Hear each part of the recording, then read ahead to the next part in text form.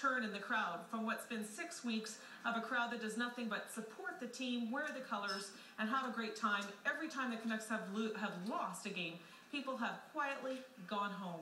They haven't destroyed anything. They didn't complain. They said better luck next time. All that tension tonight, it just seemed to boil over in the streets, and all the liquor that was consumed starting very earlier today just seemed to have sparked it. Really exactly what the city of Vancouver did not want to happen, and took steps so it wouldn't happen. We did see police all through the playoffs high-fiving every fan they could, and tonight there was just nothing to celebrate. Back to you, Tony.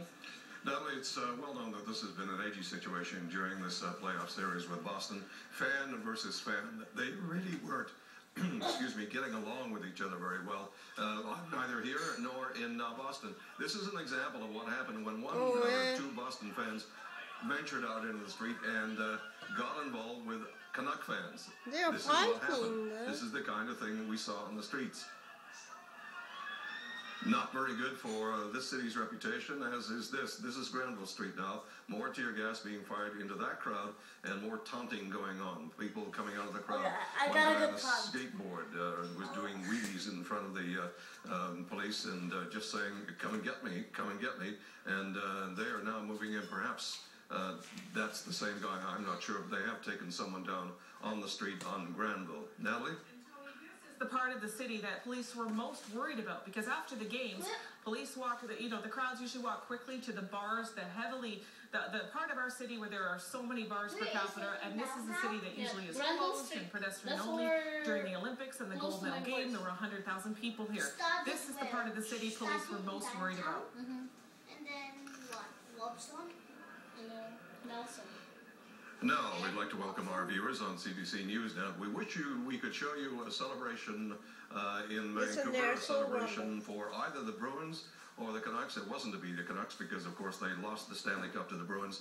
And things turned bad here in Vancouver. On Georgia Street tonight, it all began with the turnover of a car and the subsequent lighting of that car, and things went bad from there.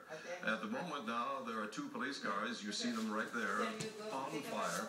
They were turned over in a few hours ago, or an hour or so ago, and they were set on fire. Not far away on Granville Street, another confrontation going on. And police are using, you see it there, police have been using tear gas to keep this crowd under control. It seems to be a little more passive than it was on Georgia Street, but it is a problem nonetheless. And these scenes are being repeated right through the cities, we're sad to say, but that's what has happened. There have been a few injuries that we've heard of. There have been cars set on fire, and police have moved in. It may be a long night for them because these people are not going away easily. I'm joined by Natalie Clancy. She's been watching this with me all night and doing such a great job of gathering information. Natalie? Well, Tony, let me just paint a picture. What we've got is a front line.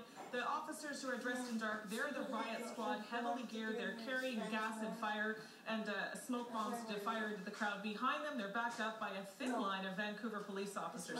All night, we have seen what appears to be outnumbered Vancouver police.